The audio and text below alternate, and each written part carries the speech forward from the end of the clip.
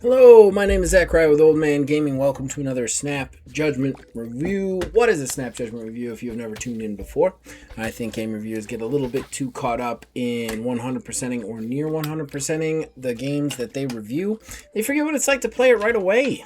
That, coupled with the fact that I think games are one of the most subjective forms of art, I won't be giving you a score to this review. Instead, I'll be telling you whether I personally will be sticking with the review outside the purposes of this video. So, what am I reviewing today? Well, I am reviewing Everything is Crab. In the summer sale, it was only like $8. I think it's like 12 or 13, maybe even 15, but still worth it. What is Everything is Crab? Well, Everything is Crab is a strange one.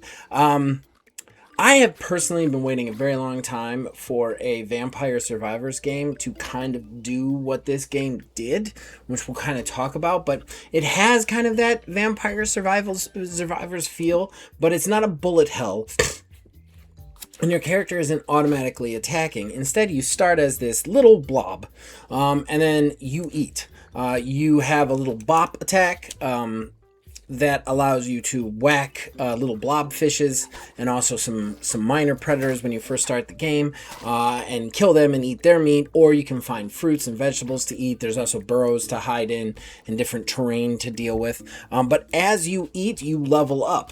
When you level up, you gain some sort of evolution. Maybe it's arms, maybe it's more eyes, maybe it's wings, maybe it's a beak. These things give you new attacks, new dodges. They change your layout. You also do have a dodge button that is connected to a certain button that allows you to kind of like dodge around the screen a little bit, and everything's kind of tied to a cooldown. You can also unlock an ultimate eventually. And then basically you progress through this game. Every so often there is a boss fight that shows up. There is a couple ways to deal with the boss, which is nice. You can either fight and kill the boss, gaining all the evolution or whatever, or you can get to a point where it's a white flag and that boss will just kind of get sick of fighting you and walk off, which you can then find it and still kill it for all the loot that it gets or whatever. And then once you get all the way through, I believe there's 3 bosses and then a 4th final boss, which is always the same one. Once you kill or defeat all of them, the game ends and you have survived. And then this usually means unlocks. If you survive one of them, you have, I think there's like 1 to 20 pressures, they call it. And these pressures are increased difficulty of the same game over and over again. You also unlock new evolutions, new abilities, new powers off those evolutions, such as like hibernation and digging. They're all locked. You have to unlock them. You'll also unlock challenge modes and stuff, which changes how the map is procedurally generated. And yeah, that's the game. I know that's kind of short and straight too, but that's it. One of the really cool things, and you'll see it on the screen, is as you eat and evolve and as you take different things, those things are actually added to your little character. Like if you get bigger, the character gets bigger. If you get smaller, the character gets smaller. If you get wings, you get wings. If you're slithery, you get little, you get snake parts. Like that's how the character evolves. You kind of create this like mishmash monster by the time you're done. Your character itself has core stats, such as social, physical, whatever.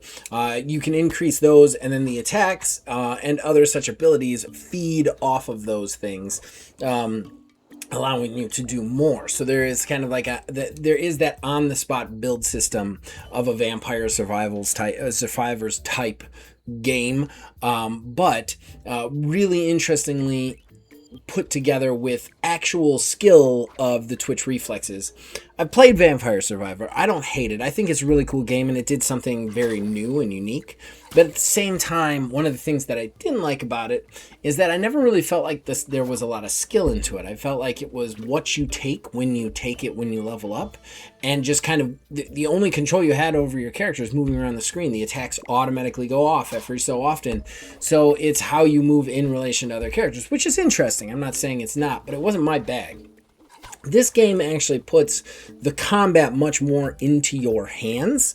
Instead of these huge mobs, you're fighting certain characters here and there, and the way you deal with them is very interesting. One of the things I found the coolest, which we'll talk about in pros, is the social aspect. You can actually become friends with other things, and then they'll fight for you, bring you food, and do other sorts of things. So there's a lot of different ways to progress through your evolution, to play this game, and to move through it.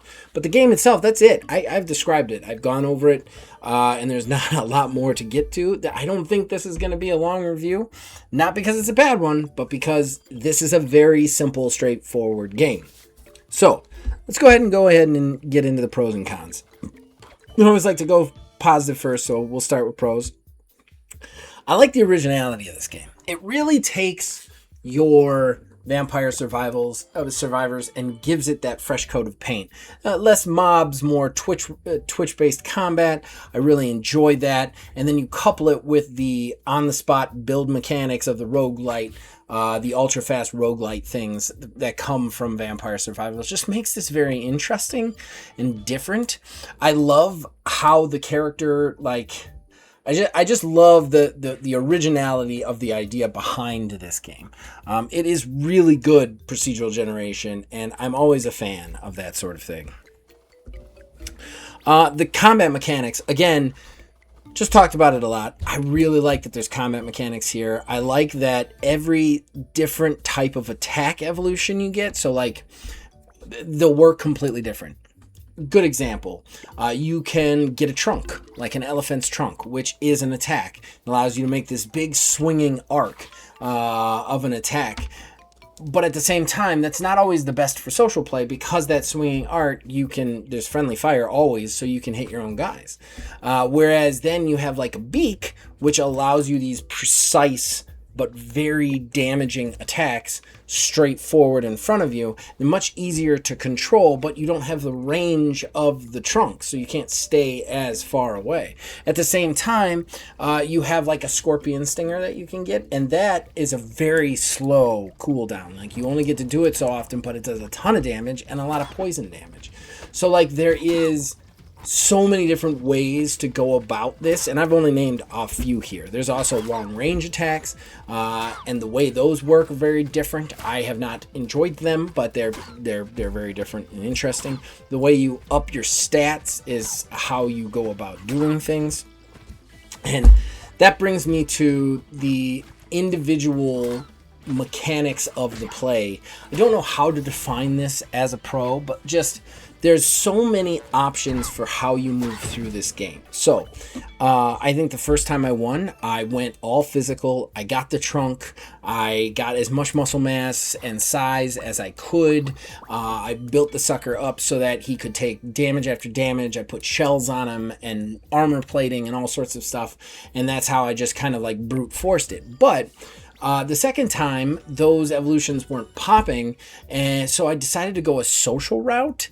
And with the social route, the more social ability goes up, the more you are likely to potentially charm other animals to be your friend, and how many animals you can have in your cadre at once.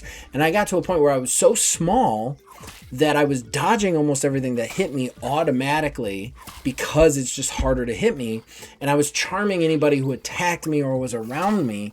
So I just had this cadre of murderers, and I did almost no work. So there's a lot of really cool, interesting ways to play this game, and I like that. I really like how this works off each other, and it gives you my final pro, which is the replayability. This game is just so replayable. It is simple, and we'll get to it in really my only con. But you get that procedurally generated map, and each time you play, you get a different pressure. You get a different set of evolutions that come at you. There are different factors that you can change. Each time you beat a pressure, it throws new mutations in the mix. It also allows you to unlock this mutation hybrid that changes how you mutate to start right off the bat, just basic DNA. I think that is a really cool aspect to this game, and it really makes it one more run sort of game, even when you're winning, which is rare for me. Usually when I beat something, I don't have a hard time necessarily putting it down since I got through it, and sometimes I don't pick it back up. This one, I beat it, and then I'm like, okay, let's do that next pressure. Let's see what I get and what pops up for me and what I end up becoming. It's kind of like every game is an experiment, and it's really fun because the new factors come in and your new choices are there, and how you move through it is just kind of your own. So let's get to the cons. I only have one con. And it's a little nitpicky because I really think this game is great. I've definitely put it on some of my end of the year game award lists already. It's a little repetitive. I know I've just said huge replay value, and it is, but there are factors about it that are repetitive. Let me explain. There are creatures around you. They are also going for food and trying to attack you and trying to be around you. And they level up as well by eating food. They level up over the course and get new factors. But all of those enemies are static enemies. They don't procedurally generate, and they don't change in the same way your character changes. So, like, there's these little bee dog things that come after you. Those bee dog things, later on will emit poison clouds, and then even later on will attack more, and that's fine, but they don't change. Like, every run is, you're going to have the bee dog guys, you're going to have the blobfish guys, you're going to have the cat guys, you're going to have the little scavenger weasel guys. Their factors change only as they move up. They don't change from run to run. So if you've met those bad guys, you know how to deal with them. You know what they're going to do. To me, that got just a tad bit repetitive. I would have liked to see the same level of, like, wild transformations going on with the other things that I'm competing with, than necessarily having the same bad guys and the same bad guy evolutions every time. Likewise, you get the same few bosses. They're in a different order, but they pop out the same every game. So, like, while it mixes up certain things, there are certain aspects. Plus, the music, while it's not bad, I don't hate it, it gets repetitive. It's just the same track over and over, and same few tracks over and over and over again.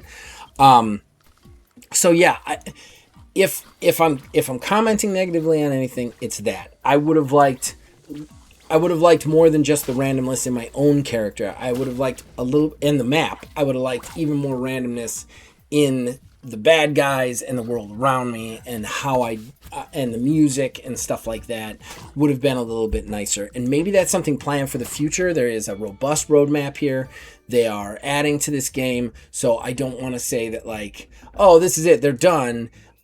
This could be a con that resolves itself. So just want to point that out there. So whether or not I'm going to stick with it, yes, I don't know how long I'm going to stick with it. Games like this, I tend to play until I don't anymore, and there's nothing wrong with that. One of the things that I do like about this game is it's one of those that, like, you don't necessarily, it doesn't take up too much time. Like, a full run can take like 30 minutes or so, but, like, it's not like you're going to be sitting there all day on a run. So, like, if I don't want to commit to like 4 hours of gaming, I have some time to kill and I want to play something, this is definitely a thing that fills that void. As far as having fun right away, you have fun right away. You start this game up, you play it, it is exact, like, it doesn't false advertise, it's exactly what it is right off the bat, and I think that that's really cool. I can't wait to see it on other things. I would love to play this even on mobile, weirdly enough. It's a really fun, cool game. So yeah, I am definitely going to stick with it for as long as I have 30 minutes here and there. And again, it's definitely on my new IP list for my end of the year game awards. It's not a bad one. I know this has been a short review, but it's not a bad review. There's just not a ton to say about this game because, like I said, it's very simple, it's very straightforward, and that doesn't make it not complex. It's just, here you go. They're definitely giving you the sandwich right away. There's no leading into it, and I really enjoy that. So, did I get it right? Did I get it wrong? You can let me know in the comments below. You can influence this and all of our shows from there. And as long as you guys keep watching and listening, I'll keep making them. See you guys.